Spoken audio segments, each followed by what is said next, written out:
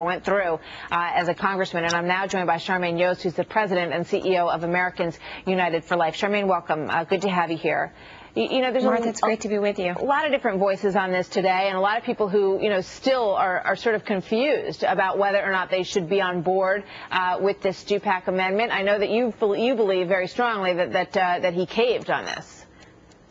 Well, it's just heartbreaking to listen to that quote of his, because he says that the principle meant more to him than anything else, but he didn't get anything in the negotiations that he went through with the president. All he got was a sheet of paper that means absolutely nothing, that does nothing to address the fact that this legislation is the biggest expansion of abortion in our country since Roe versus Wade. It really is a tragedy, and on his part, it was a betrayal of historic proportions of principle. But why is the language not strong enough for you? It's also worth pointing out again that pro-choice advocates, they don't like the language either. They feel it's too restrictive, and that it's going to prevent people from getting abortions that are legal in this country.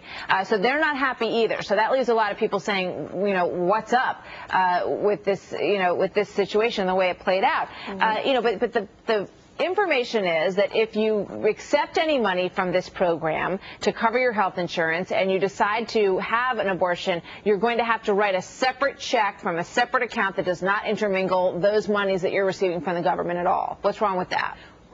Well, exactly. We're calling that the abortion tax because it's an individual mandate from the federal government that you have absolutely no opportunity to get out of. If the federal government tells you you have to pay an abortion surcharge, whether or not you have any intention of getting an abortion, whether you're young or old, male or female, that's a tax. It's a mandate from the federal government. And Martha, the really sad thing is our attorneys reviewed this executive order very carefully last night, and they looked at me and they said, Charmaine, this doesn't even begin to address the abortion issues. This abortion tax that you're talking about, the executive order does nothing to fix it. All it does. I think a lot of people listen to that and they don't understand what you mean by an abortion tax, because the pro-choice people are upset because they're saying, you can write a check and you can have this procedure if you want to. They're not happy with the language in this either, but that you have to keep it separate from anything that is, any money that you're getting from the federal government. It has to be a separate pool of money that is independent of anything you're receiving from the government.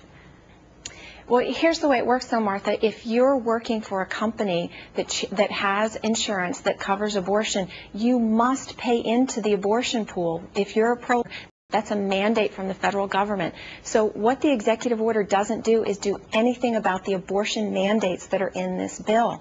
It's really a travesty. It's a complete farce in terms of, addressing any of the fundamental underlying problems in the bill. All right. So what are you and your group going to do about, the elections and the people who caved, as you put it, and as others have put it on this language?